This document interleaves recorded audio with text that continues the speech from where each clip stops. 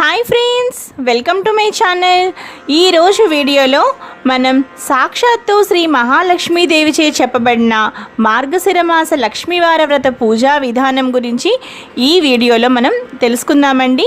అంతేకాకుండా మార్గశిర మాసంలో స్త్రీలు ఎటువంటి నియమాలు పాటించాలో కూడా మనం చాలా క్లియర్గా ఈ వీడియోలో తెలుసుకుందామండి. ఒకనాడు నారదుడు పరాశరుడు త్రిలోకాలు సంచరిస్తూ సేద తీరటానికి భూలోకంలో ఒక గ్రామానికి చేరుకున్నారు. ఆ సమయంలో ఆ గ్రామంలో 4 వర్ణాల వారు ఇళ్లను ఆవు పేడతో అలికి ముగ్గులు వేశారు. స్త్రీలందరూ తలంటు స్నానం చేసి కొత్త బట్టలు ధరించారు లక్ష్మీ పూజ చేయటానికి.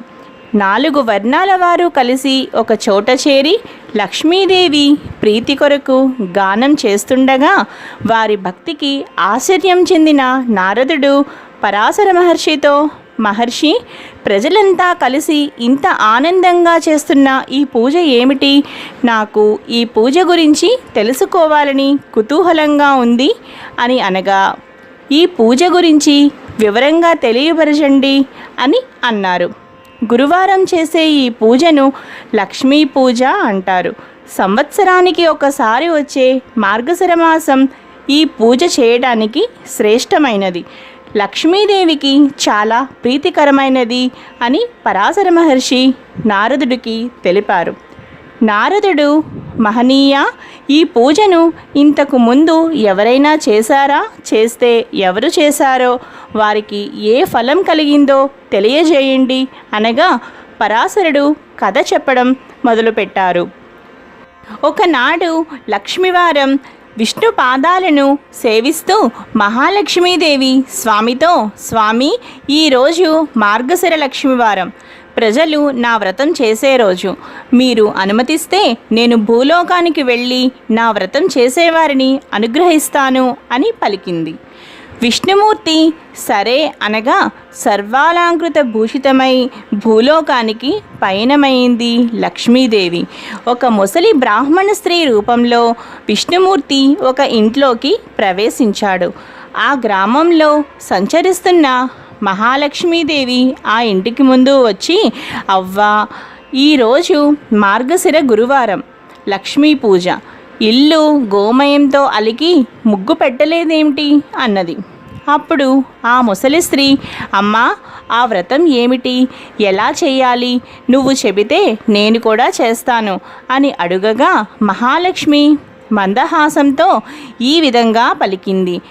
మార్గశిర గురువారం ఉదయమే నిద్రలేచి ఇల్లు గోమయంతో అలికి ముగ్గులు పెట్టి లక్ష్మీదేవి పాదముద్రలను ముగ్గుతో వేయాలి.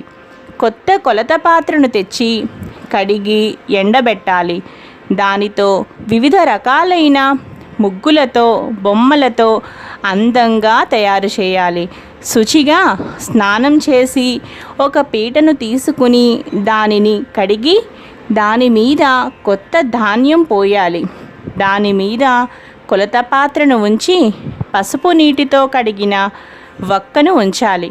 తెల్ల ధాన్యాన్ని ఈ మాసంలో కొలవాలి.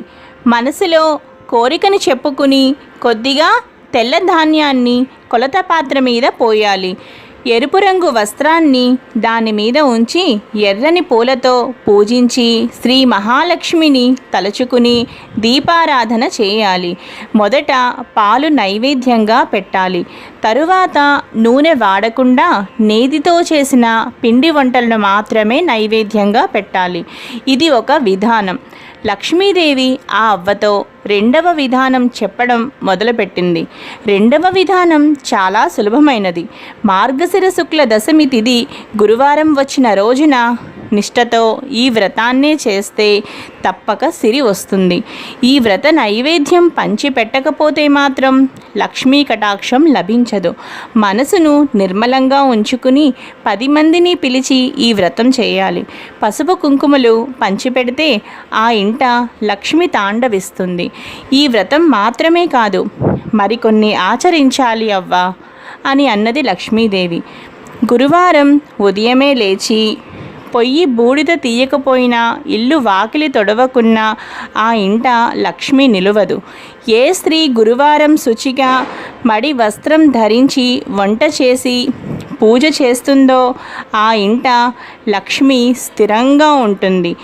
ఏ స్త్రీ గురువారం నాడు పిల్లలను తిడుతుందో, కొడుతుందో, ఇల్లు వాకిలి చిమ్మదో ఆ ఇంట ఒక్క క్షణం కూడా లక్ష్మి ఉండదు. ఏ స్త్రీ సాయంకాలం వేళ గడపకు రెండు వైపులా దీపాలు ఉంచదో ఆ ఇంట లక్ష్మి నిలవదు. అంతేకాదు, ఆ ఇంట ధనానికి కూడా నష్టం కలుగుతుంది. అందువలన అదేవిధంగా గురువారం ఉడకని పదార్థాలు, నిషిద్ధ పదార్థాలు తినే ఇంట, అశుభ్ర ప్రదేశాలలో తిరగడం, అత్తామామలను దూషించడం, సేవించకపోవడం చేసే స్త్రీ ఇంట లక్ష్మి పాదం కూడా పెట్టదు. భోజనం ముందు తరువాత కాళ్ళు చేతులు ముఖము కడగని వారి ఇంట లక్ష్మి కనిపించదు. ఇతరులతో మాట్లాడుతూ ప్రతి మాటకు ఏ స్త్రీ అకారణంగా అసందర్భంగా గట్టిగా నవ్వుతుందో అక్కడ లక్ష్మి ఉండదు. ఏ స్త్రీ అందరి చేత అభిమానింపబడుతుందో, గౌరవించబడుతుందో అక్కడ లక్ష్మీదేవి ఉంటుంది. ఏ స్త్రీ గురువారం దాన ధర్మాలు పూజలు చేయదో, భర్తతో గొడవ పడుతుందో ఆ స్త్రీ పాపాత్మురాలిగా జీవిస్తుంది. గురువారం, అమావాస్య, సంక్రాంతి, ప్రతి నెల సంక్రమణం జరుగుతుంది. ఈ తిథులలో నిషిద్ధ పదార్థాలను తినే స్త్రీ నరకానికి వెళుతుంది. జ్ఞానంతో స్త్రీ పైన చెప్పబడ్డ 3 తిథులలో నిషిద్ధ పదార్థములను తినకుండా నక్తం చేయాలి. అంటే ఒంటిపూట మాత్రమే తింటూ లక్ష్మీదేవిని పూజిస్తుందో ఆ స్త్రీ ఇల్లు ధనధాన్య పుత్ర పౌత్రాదులతో వర్ధిల్లుతుంది.